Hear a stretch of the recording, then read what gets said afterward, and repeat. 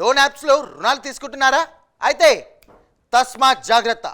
Loan apps ద్వారా అమాయకులను నిలువున దోపిడీకి గురిచేస్తున్నారు కేటుగాళ్ళు.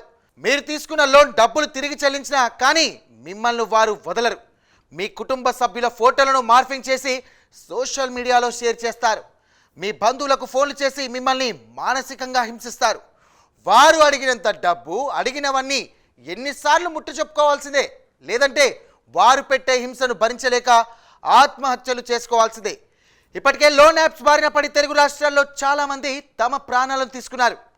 తాజాగా లోన్ యాప్స్ బారిన పడి ఓ వ్యక్తి ఆత్మహత్య చేసుకున్నాడు. ఇక పోలీసులు చేపట్టిన దర్యాప్తులో పాకిస్తాన్ లోన్ యాప్ ముఠా గుట్టు రట్టయింది.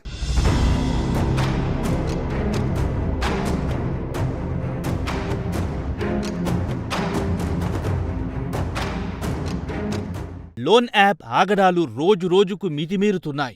పోలీసులు ఎన్ని చర్యలు తీసుకుంటున్నా, ప్రజలకెంత అవగాహన కల్పిస్తున్నా అవి పెరుగుతున్నాయి తప్ప కట్టడి కావటం లేదు.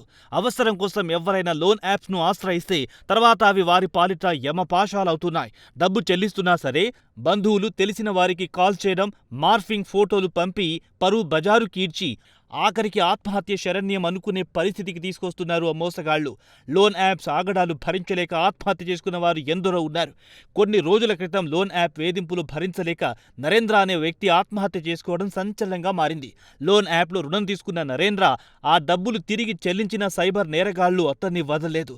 డబ్బులు ఇంకా చెల్లించాలని నరేంద్రను వేధించారు. అంతటితో ఆగని నేరగాళ్లు నరేంద్ర భార్య ఫోటోలు మార్పింగ్ చేసి అతని బంధువులకు పంపించారు. తీవ్ర అవమాన భారంతో పెళ్లైన 40 రోజులకి నరేంద్ర ఆత్మహత్య చేసుకున్నాడు. లోన్ యాప్స్ వేధింపుల వల్లే తన భర్త ఆత్మహత్య చేసుకున్నాడని నరేంద్ర భార్య పోలీసులకు ఫిర్యాదు చేసింది.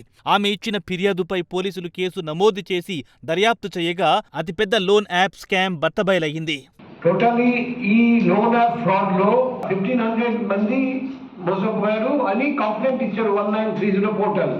ఇంకా చాలా మంది ఉంటారు, వాళ్ళు మోసపోయి ఉంటారు కానీ కంప్లైంట్ ఇవ్వలేదు.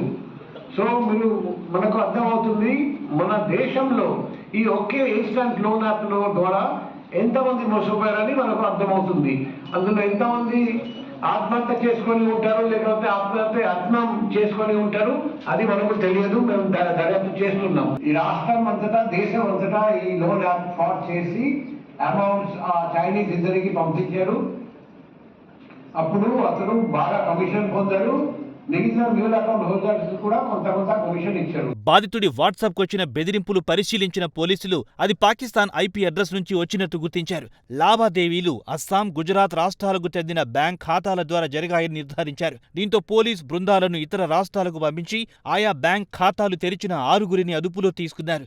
ఇదే కేసులో కర్నూలుకు చెందిన శ్రీనివాస్ను అరెస్ట్ చేసి విచారించగా 30 బ్యాంక్ ఖాతాలు సైబర్ నేరగాళ్లకు అందించి 12 లక్షలు తీసుకున్నట్టు అంగీకరించాడు.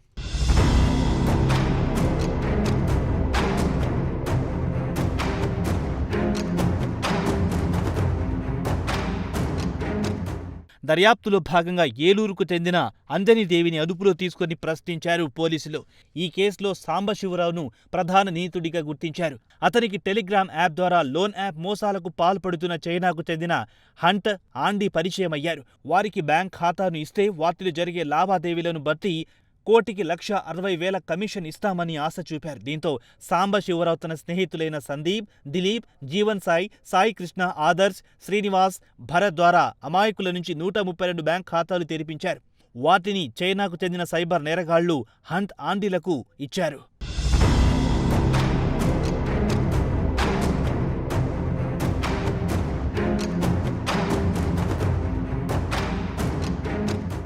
నూట 132 ఖాతాల నుంచి సుమారు 200 కోట్ల లావాదేవీలు జరిగినట్టు గుర్తించారు పోలీసులు. బ్యాంక్ ఖాతాలు విక్రయించడం ద్వారా 4,50,00,000 రూపాయల వరకు కమిషన్ సాంబశివరావుకు వచ్చినట్టు గుర్తించారు. అతనితో పాటు దిలీప్, సందీప్ ఫోన్లను పరిశీలించగా 60 లక్షల వరకు క్రిప్టో కరెన్సీని గుర్తించారు. పోలీసులు ఆ క్రిప్టో కరెన్సీని సైతం జప్తు చేశారు. దాంతోపాటు 18 మొబైల్ ఫోన్లు, ఓ ల్యాప్టాప్, 54 సిమ్ములు, 60 లక్షల రూపాయల నగదు ఫ్రీ చేశారు పోలీసులు. ప్రధాన నిందితుడు సహా మొత్తం 9 మందిని అరెస్ట్ చేశారు పోలీసులు.